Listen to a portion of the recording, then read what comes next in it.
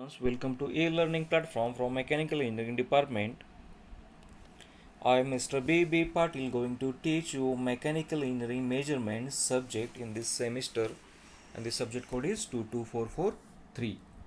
We are discussing our first unit, that is Introduction to Measurement, and up to error and sources of errors we have finished in last video. Now we will continue with next point, that is classification of errors. Okay. तर last व्हिडिओमध्ये आपण dynamic errors आणि dynamic errors of instrument आणि त्याचबरोबर error आणि sources of errors हे बघितलं होतं. आता ह्या व्हिडिओ लेक्चरमध्ये आपण क्लासिफिकेशन ऑफ एरर्स बघणार आहोत. ओके. तर क्लासिफिकेशन ऑफ एरर्स, आपण जे सोर्सेस ऑफ एरर्स लास्ट लेक्चरमध्ये बघितलं, तर त्याचं जर कॅटेगराईज करायचं झालं तर ते क्लासिफिकेशन कसं येईल बघा.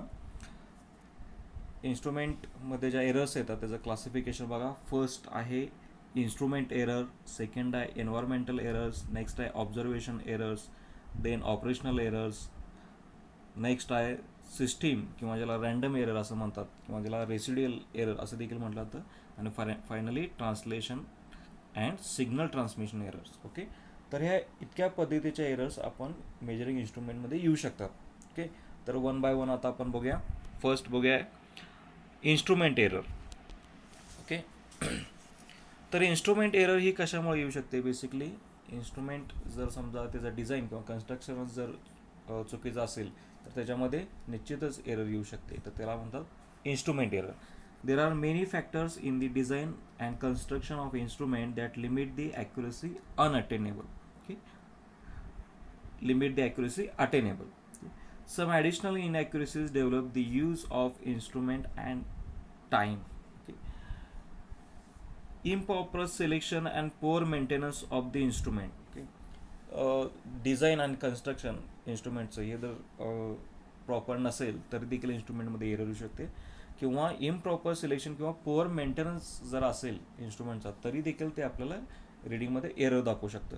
त्याच पद्धतीनं faults in construction of instrument, त्याच्यामध्ये काही फॉल्ट्स असतील किंवा मेकॅनिकल फ्रिक्शन, विअर, बॅकलॅश किंवा हिस्ट्रेसिस अशा पद्धतीचे जर एरर असतील तर ते तरी देखील इन्स्ट्रुमेंट आपल्याला कसं रिडिंग हे ॲक्युरेट दाखवणार नाही. त्याच्यामध्ये काहीतरी इनॲक्युरेसीज किंवा चुकीचं काहीतरी रिडिंग आपल्याला ते दाखवेल. त्याचबरोबर assembly errors resulting from incorrect fitting of parts. Okay.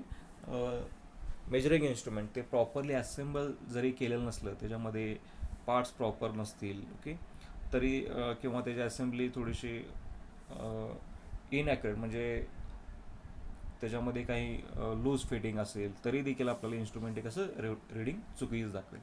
तर हे सगळे सोर्सेस आहेत एररचे, इन्स्ट्रुमेंट एररचे, ज्याच्यामुळे आपल्याला इन्स्ट्रुमेंट प्रॉपरली रिडिंग दाखवणार नाही. ओके.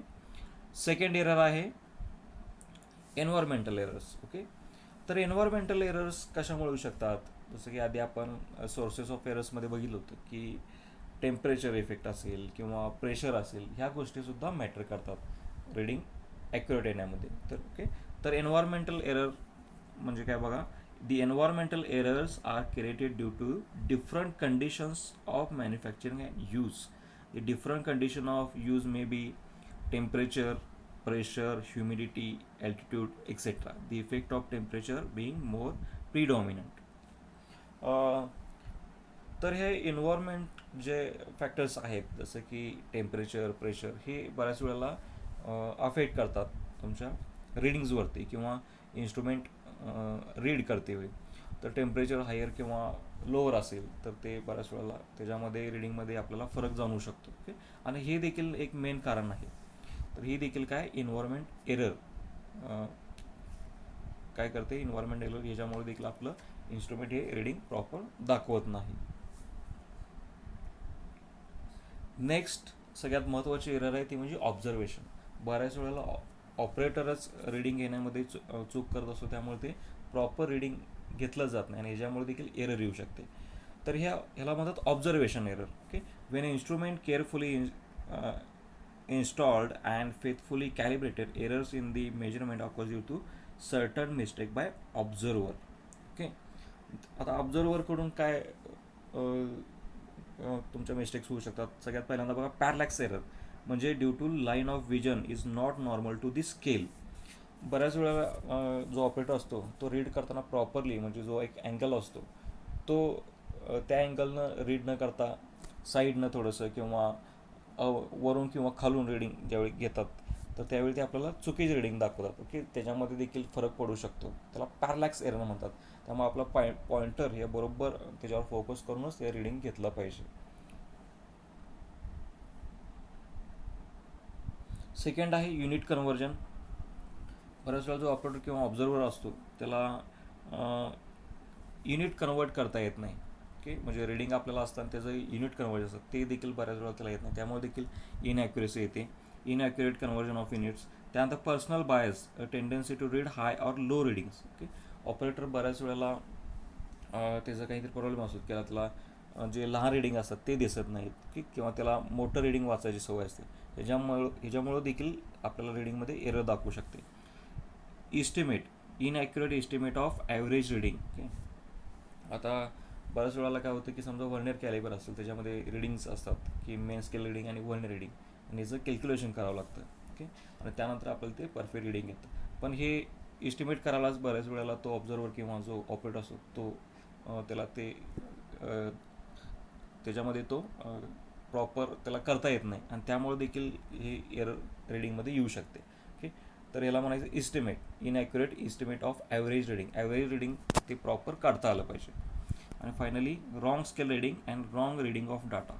ऑपरेटर बऱ्याच वेळेला त्याच्यामध्ये काहीतरी रिडिंगमध्ये बऱ्याच वेळेला तो रॉंग रीड करतो. ओके, किंवा तो रेकॉर्डिंग जे असतं ते बऱ्याच वेळा प्रॉपर केलं जात नाही, आणि ह्याच्यामुळे देखील एरर मेजरमेंटमध्ये येऊ शकते. तर ही सगळी कारणं आहेत ऑब्झर्वेशन एररची. ओके, यामुळे ऑब्झर्वेशन एरर आपल्याला येऊ शकते किंवा रिडिंगमध्ये ते दाखवू शकतं.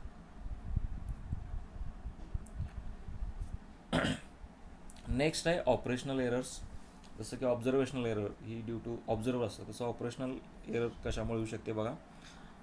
by poor operational techniques. These types of error caused by poor operational techniques. For example, असेल a differential type flow meter will read inaccurately if it is placed immediately after wall and bend. तर operational error ह्या कशामुळे येऊ शकतात, तुमच्या operational टेक्निकमुळं. समजा differential type flow meter आहे, त्याची एक प्रॉपर काय असतं पोझिशन असते, ती कुठं ती वॉल ठेवायचा आणि कुठं ते कुठल्या फिटिंगनंतर तो प्लेस करायचा. तो जर इनॲक्युरेटली प्लेस केला असेल तर ते रिडिंग चुकीचंच दाखवणार. Okay, flow meter will read inaccurately if it is placed after a wall or bend.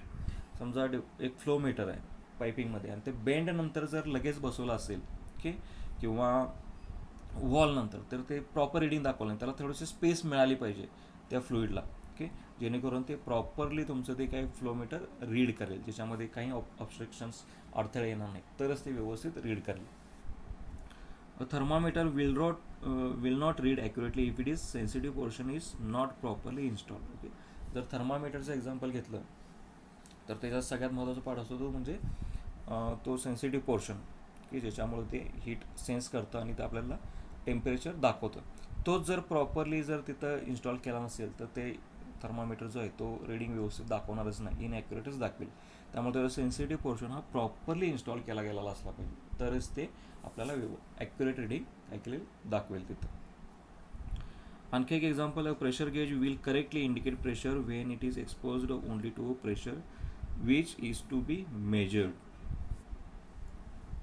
आता प्रेशर गेज असेल तर ते करेक्टली इंडिकेट प्रेशर इंडिकेट करतं कधी, when it is exposed only to the pressure which is to measured. तर pressure गेजसुद्धा त्याचं reading कधी मेजर करणं, ज्यावेळी त्याची रेंज आहे किंवा ज्या प्रेशरला ते मेजर करायचं आहे, ओके, किंवा फक्त प्रेशर जिथं मेजर करायचं आहे त्याच ठिकाणी हे प्रेशर गेज काय करतं, तुमचं रिडिंग प्रॉपर दाखवतं. ओके, तर ही काही एक्झाम्पल्स आहेत ऑपरेशनल एरर्स, ज्याच्यामध्ये ही एरर ऑपरेशनल काय येऊ शकते, बाय पोअर ऑपरेशनल टेक्निक्स. लक्षात येते का, पोअर ऑपरेशनल टेक्निक म्हणजे त्याचं जे प्लेसमेंट आहे ते प्रॉपरली गेलं पाहिजे, झालं पाहिजे. इन्स्ट्रुमेंट असेल किंवा फ्लो मीटर्स असतील, ओके, तर हे प्रॉपरली ज्यावेळी प्लेस केलेलं असतात त्या पोझिशनला, तर तेच काय करतात, त्याचं फंक्शन व्यवस्थित करतात.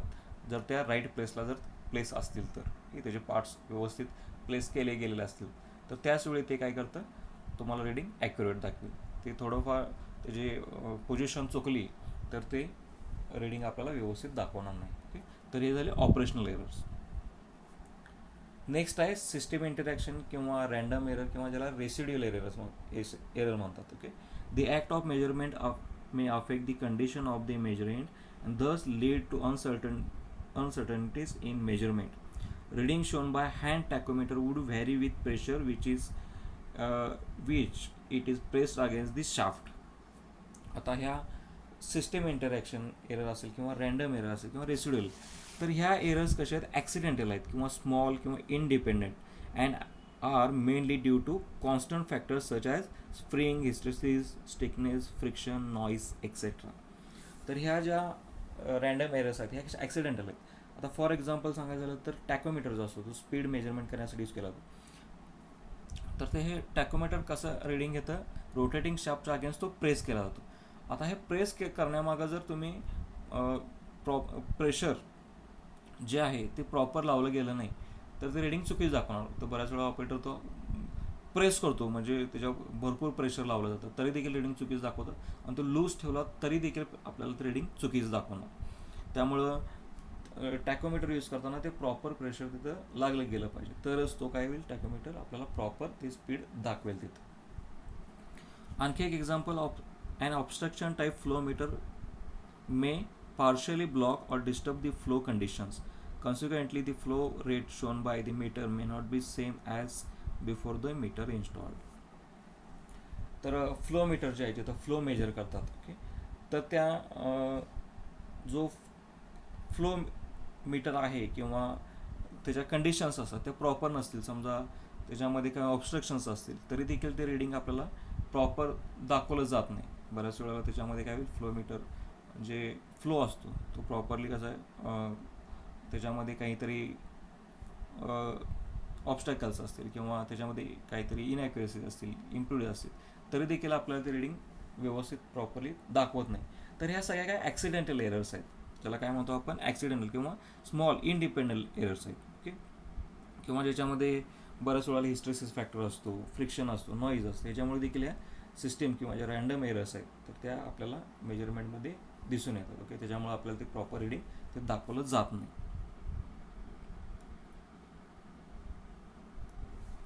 आणि finally last type of error आहे तो म्हणजे translation and signal transmission error. Okay, the instrument may not sense or translate the measurement effect with complete fidelity.